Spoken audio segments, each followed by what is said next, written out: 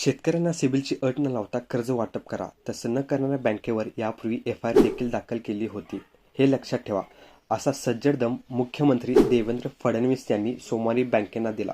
2025 आणि 2026 मध्ये 44.76 लाख कोटी रुपयाचा कर्ज पतपुरवठा मुख्यमंत्र्यांच्या अध्यक्षतेखाली राज्यस्तरीय बँकर्स समितीचे बैठकीत मंजूर देण्यात आली. सिबिल म्हणजे कर्ज परतफेडीचे मानांकन. हे मानांकन जास्त असले म्हणजे कर्ज परतफेडीची क्षमता अधिक असेल तरच बँक शेतकऱ्यांना कर्ज वाटप करणार. अन्यथा अडवणूक करतात, अशा अनेक तक्रारी आहेत. फडणवीस यांनी या अडवणुकीची बैठकीत गांभीर्याने दखल घेतली. ते म्हणाले की सिबिल अहवाल मागू नका असे वारंवार सांगितले तरीही ते मागितले जाते.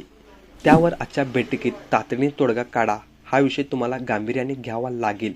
एखादी बँकेची शाखा सिबिल मागत असेल तर त्या बँकेवर कारवाई केली जाईल असे देवेंद्र फडणवीस यांनी बजावले. 100% तुमचं उद्दिष्ट पूर्ण करा. उपमुख्यमंत्री एकनाथ शिंदे म्हणाले की कृषी कर्ज पुरवठ्याचा विषय बँकेने गांभीर्याने घ्यावे. तसेच कर्ज पुरवठ्याचा 100% उद्दिष्ट पूर्ण करावा. उद्योजकांना, विशेषतः महिला उद्योजकांना बँकेने सहकार्य करावे. महामुंबई क्षेत्रातही कर्ज पुरवठा वाढवण्यावर भर द्या.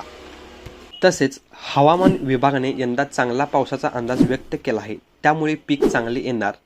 चांगला पाऊस झाला की कृषी विकास दर चांगला असतो. याचा लाभ बँकेंनी द्यावा आणि शेतकऱ्यांनी घ्यावा. कृषी क्षेत्रामध्ये सध्या गुंतवणुकीचं धोरण राबविण्यात येत आहे. त्यामध्ये बँकेची भूमिका महत्त्वाची असून त्यांनी या गुंतवणुकीत सहभाग व्हावे असे मुख्यमंत्री यांनी सांगितले.